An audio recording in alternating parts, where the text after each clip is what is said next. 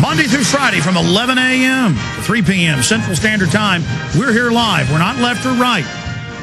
We are against corruption. We're against socialism, communism, imperialism, any form of command and control tyranny. And we just tell the truth. We have a declassified government document in ABC News. Operation Northwoods, U.S. government plan to bomb U.S. cities as pretext for war. We have Army field manuals where the government stages terror. It's declassified. We talk about it. We know that the Gardasil shots are killing people, and it's in the news. We cover it. I mean, that's all we do here is tell the truth. Our only agenda is the truth. Charlie, we're trying to explain your role models, your father, everything your father has done. I mean, he spoke out day one with you against the war, and you guys really got attacked for that. Look who was proven right in the end. How dare your dad say there weren't WMDs? We're on the right side of history. Yeah, I think that's really key, Alex. I think that's really key. I absolutely believe that myself, that we are on the right side of history, and I think it's only a matter of time before more join us on that right side.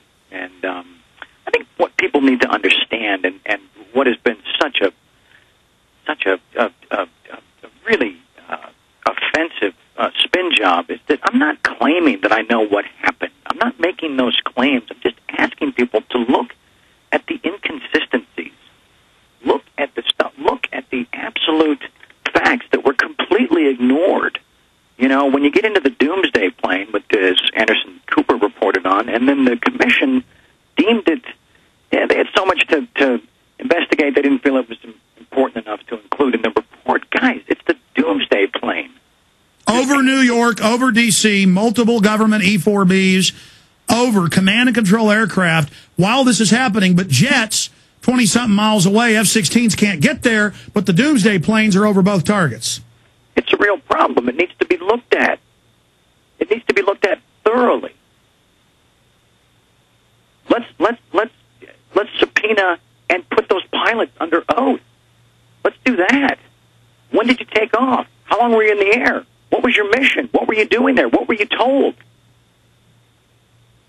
And again, Alex, it's not just me. I mean, these are the questions that the families had at the commission hearings. This is all the stuff that was completely swept aside, and they were absolutely stonewalled at every turn, and frustrated and screaming out during the proceedings and being escorted away as a security violation. I mean, come on.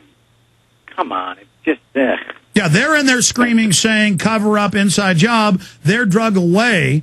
People like Bob McIlvaine, whose son died. And then meanwhile, these media whores get up there and say, all the families disagree with Charlie Sheen. When, here's an example out of Salon, 911 Truth signatory standby call for new investigation. And Salon called 50 of these people and only got 2 of them to halfway recant. And Salon rightfully said, and wrote a positive piece and said, look, people have a right to question what's going on. Of course they do. I mean, that's the country I was raised in. That's what I was told to believe in. Charlie, let's go over some of these other points. But before we do that, I want to go back to Sibel Edmonds. She's the FBI translator listening to NSA intercepts. She goes public on this show and other shows about 4 years ago. Federal gag order. She's trying to get around it. She's saying drug running, terrorist funding, human trafficking, murder, hit teams. That's now all come out that Cheney was running hit teams in mainstream news illegally, even in the U.S., against non-Al-Qaeda, Al-Qaeda targets. Sure.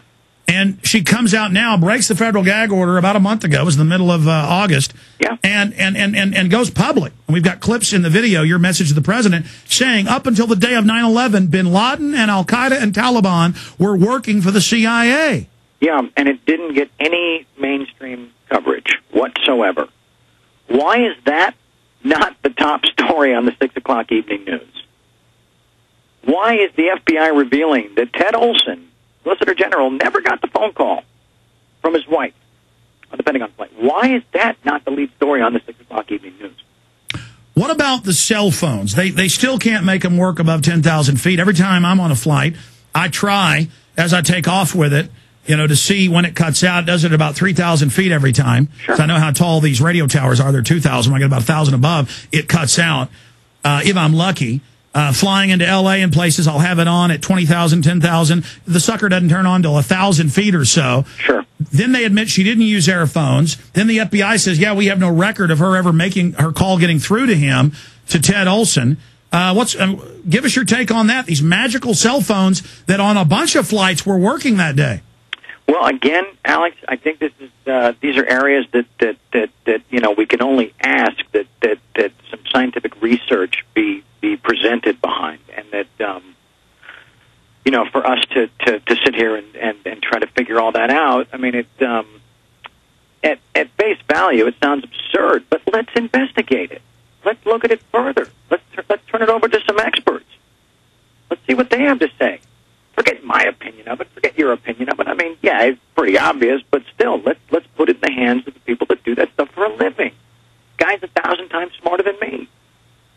Stuff they do all day, every day. Let's give it to them, along with all these other points, all these other facts and omissions, as they were and as they are.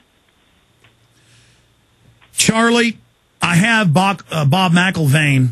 I have Bob McIlvaine on the line with us, and we're going to have him on for about 5 minutes or so. Then we're going to go back through some of the final points of the time we have left with you today. But there's a famous quote by Bob McIlvaine about his son. He says, "It upsets me tremendously that Bobby, my son who died, could be used as a political pawn to be manipulated at times like this and abused."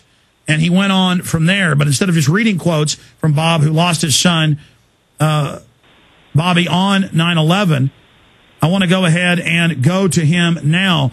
Bob McIlvaine, who was in the 9/11 Commission, who tried to speak to him. Sir, what do you think on this 8th anniversary about what Charlie and all of us are doing?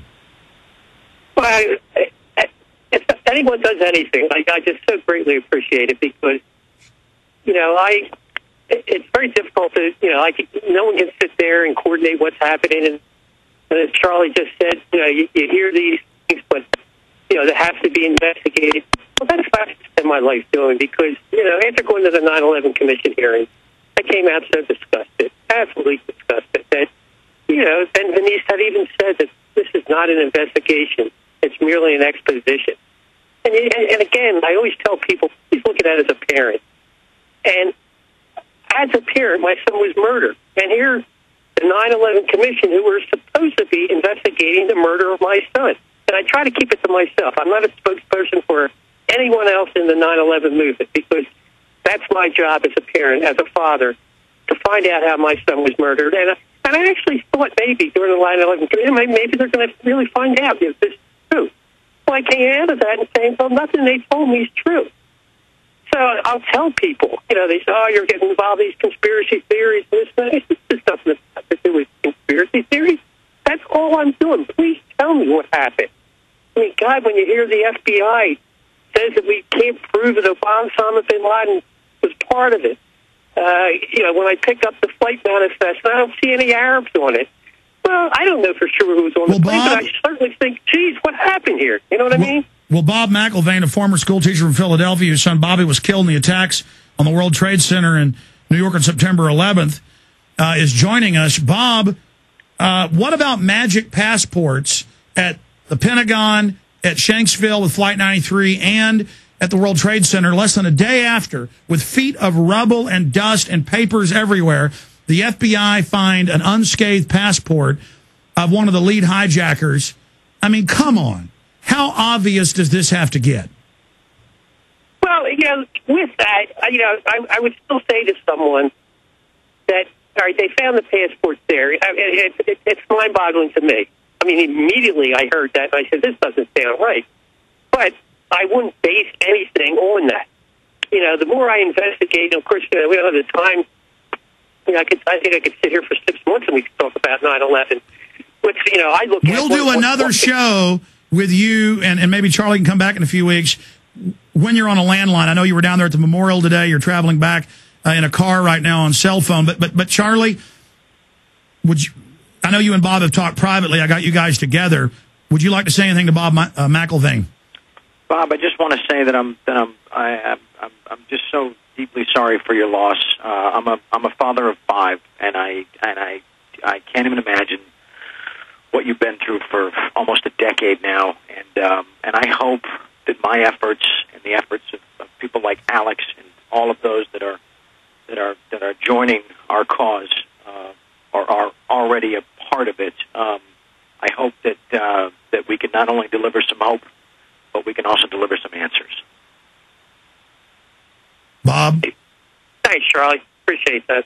It's the least I can do, Bob. It's my duty. Bob, does it anger you? I mean, I know I've talked to you on the phone. It does. To watch Sean Hannity, Rush Limbaugh, Bill O'Reilly saying none of the families think it's an inside job and that they're angry at Charlie, but they never bring these people on the show. They're just there lying, saying this.